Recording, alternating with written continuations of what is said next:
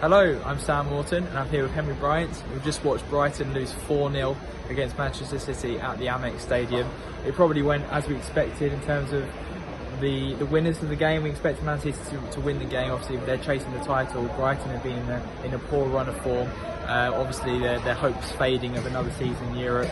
But it probably was the worst way for the first half to go, wasn't it, Henry? Obviously, 3 goals they conceded in quick succession, with obviously De Bruyne scoring a brilliant header, Phil Foden with a deflected free kick, and then Foden scoring again from a mistake at the back from Bryant. So, I mean, how would you assess, first of all, that first half and kind of the collapse that we saw from Brighton?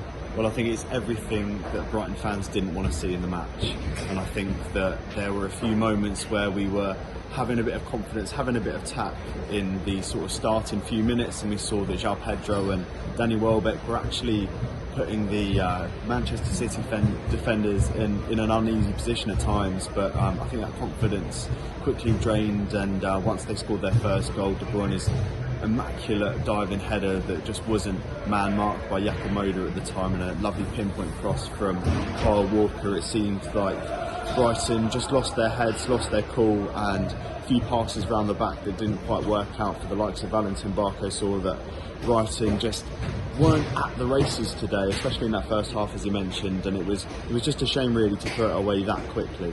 Yeah, and obviously we did an article at half-time, didn't we, obviously from the comments that Alan Smith made on Sky Sports, that it was just one pass too many, and it was Brighton kind of being, you can almost say they're being courageous, or is it just a bit of stupidity, playing into Man City's hands almost, especially with that third goal, just trying to play out from the back, and Man City are experts at putting you under pressure and winning the ball high up. So do you feel like in this kind of game there needs to be a different tactic?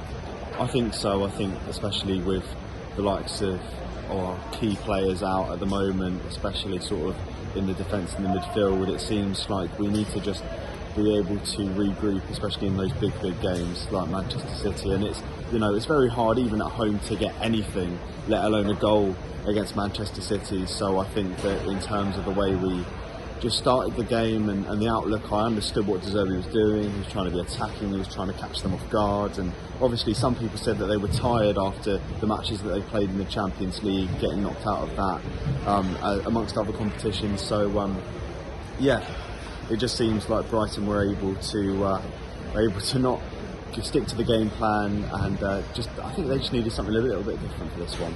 Yeah, and obviously in the second half, Brighton did improve. They looked like they might score on the odd occasion. It definitely was not as kind of poor defensively as it was in the first half, but they did concede a 4th goal through Julian Alvarez from close range. It was a bit of a mix-up. I think Valentin Barco's game was kind of turned inside out a little bit, and Jason Steele tried to claim the ball but couldn't quite get there, and Alvarez scored from close range. So I mean, how would you sum up that second half performance and Barco as well, obviously, because we saw a couple of defensive mistakes, but there were some promising moments, especially going forward. So how would you kind of sum up that?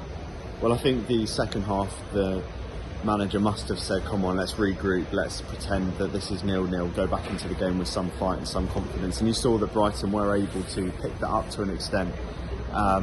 After the sort of 4th goal did go in, heads did drop, but you still saw the likes of João Pedro making runs and having a nice chance in the last sort of 15 minutes of the game that maybe should have been a consolation goal for the Albion. But look, overall, all we can do at the moment as Brighton and as fans of the club is pick ourselves up and just have a good run out into the season, and just hope that we can maybe pick up a few points in these last few games. We've got Bournemouth on Sunday. That will be a good test for Brighton and Hove Albion, and to see if we are able to get up some points against Bournemouth that have done alright this season. They look like they've got a mid-table finish coming up ahead of them, and Brighton should be able to get past them, but we'll see. Thank you, Henry, and stay tuned for all the match reaction and player ratings at sussexworld.co.uk.